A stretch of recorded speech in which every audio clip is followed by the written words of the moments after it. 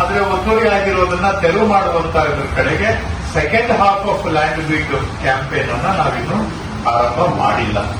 So ಅದನ್ನು ಕೂಡ ಈಗ ಗುರುತಿಸ್ಬಿಟ್ಟು ಅಲ್ಲಿಗೆ ಬಿಡೋದ್ರಿಂದ ಏನು ಪ್ರಯೋಜನ ಆಗೋದಿಲ್ಲ. ಎಲ್ಲಿ ಒತ್ತುವರಿ ಆಗಿದೆ ಅದು ತೆರವು ಮಾಡುವಂತ ಕೆಲಸ ಕೈಗೆತ್ಕೊಳ್ಬೇಕು. ಅದನ್ನು ಇಷ್ಟು ದಿನ ಯಾಕೆ ಮಾಡಲಿಲ್ಲ ಅಂದ್ರೆ ಬೇರೆ ಕೆಲಸಗಳು ನಡೀತಾ ಇದೆ ಅನ್ನೋ ಕಾರಣಕ್ಕೆ ಅದನ್ನ ಕರೆಕ್ಷನ್ಸ್ ಇಲ್ಲಿವರೆಗೂ ಕೂಡ ಒಂದು ಅವ್ಯವಸ್ಥೆಯ ಆಗದಾಗಿತ್ತು. ಈಗ RRT ಕರೆಕ್ಷನ್ಗೆ ಒಂದು ಆನ್ಲೈನ್ ಮಾಡ್ಯೂಲ್ ಅನ್ನ ಮಾಡಿ ಅದನ್ನು ಕೂಡ ಸ್ಟ್ರೀಮ್ಲೈನ್ ಮಾಡುವಂತದ್ದು ಮಾಡಿದ್ದೇವೆ. ಅದು ಪ್ರಾಕ್ಟಿಕಲಿ ಏನಾದರೂ ಇಶ್ಯೂಸ್ ಇದ್ರೆ ಹೇಳ್ಬಹುದು.